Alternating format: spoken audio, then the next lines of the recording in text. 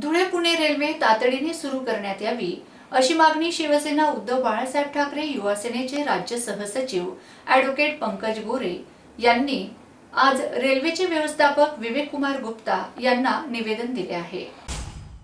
धुळे जिल्ह्याची लोकसंख्या तब्बल 25 लाखांच्या घरात पोहोचली आहे। वाढत्या शहर विकासामुळे दळणवळणाच्या सुविधा ही काळाची गरज बनली आहे। धुळे पुणे मार्गावर बस व ट्रॅव्हल्स सेवांची मर्यादित उपलब्धता विशेषतः सणासुदीच्या काळात नागरिकांची मोठी तारांबळ उडते। आर्थिक व मानसिक त्रासाला सामोरे जाणाऱ्या धुळेकरांना दिलासा मिळावा यावरच या मागणीचा भर आहे। मनमाड दौंड पुणे मार्गावरील पायाभूत सुविधा उपलब्ध असून धुळे रेल्वे स्टेशनही सज्ज झाले आहे। त्यामुळे कोणतीही अडचण नसताना येथे रेल्वे अद्याप सुरू न होणे हे कोडे ठरल्याची खंत ॲडव्होकेट पंकज गोरे यांनी व्यक्त केली आहे। युवा पिढी ही समस्या सोडवण्यास कटिबद्ध असल्याचेही त्यांनी स्पष्ट केले आहे। धुळे जिल्ह्यातून 4 राष्ट्रीय महामार्ग जातात।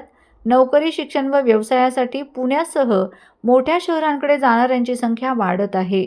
मात्र नागरिकांना अव्वाच्या सव्वा भाडे मोजावे लागते। या संदर्भातील तक्रारी नागरिकांनी ॲडव्होकेट गोरे यांच्याकडे केल्या होत्या। धुळे पुणे रेल्वेमुळे सामान्य जनतेची मोठी सोय होईल, जिल्ह्याच्या विकासालाही गती मिळेल। त्यामुळे नागरिकांच्या दैनंदिन गरजांशी निगडीत हा प्रश्न तातडीने सोडवावा।